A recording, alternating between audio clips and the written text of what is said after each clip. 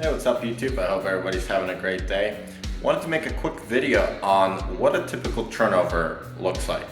So if you have a turnover, meaning the period between a tenant that moves out and before you get somebody in, typically there are things that you have to do as a landlord, property manager, to prep the place for the next people.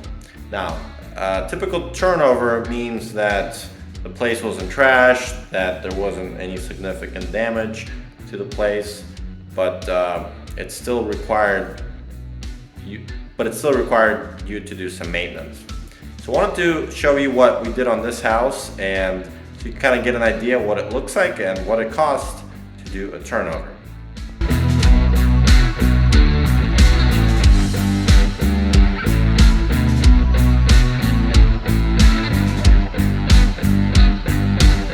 Okay, so right off the bat, the first thing that we had to do was actually clean up some mess.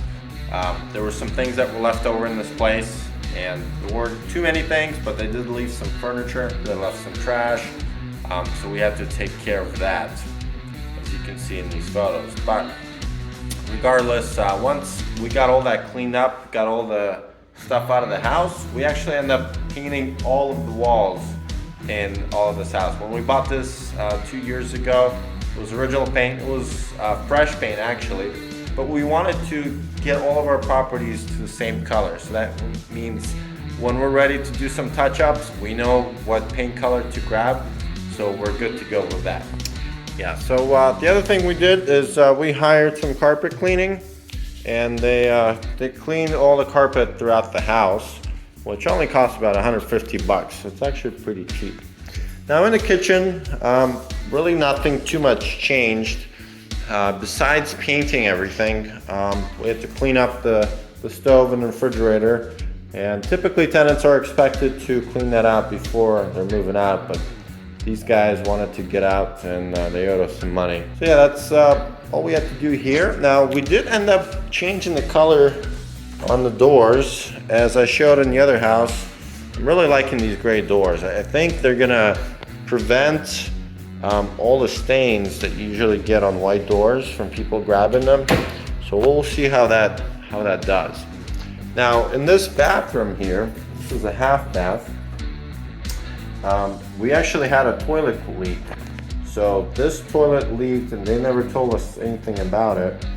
And the subfloor actually started to rot out, so we had to pull all this stuff out, redo the floor, and then put the toilet back on. Okay, so upstairs, again, we continue with the color scheme.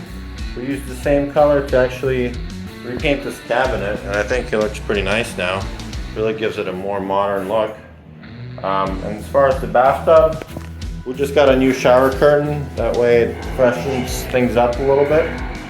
And everything else was pretty decent here. Now the other thing you want to do is you want to check all the smoke detectors. So we went around and make sure every single detector had fresh batteries in, that they were in the correct places. You have to check with your city code. For our city, they require fire detectors in the living room, in hallways, in bedrooms, and you have to have one in the basement. Okay, so the bedrooms, same thing. We had everything painted, and then the carpets were cleaned. There are a couple of spots here. Some places they weren't able to get out. But overall, it's pretty good. There was some stuff out in the backyard we had to clean up. Not too much we had to do upstairs. We're repainting these doors, and we had to fix these hinges a little bit. These are old style hinges. Basically, to get a place back on the market, depending how big of a crew you have, or if you're doing it yourself, and if it's going to require for you to paint everything. I mean, to paint the whole house, it took us, I think, about 3 days to do the whole thing.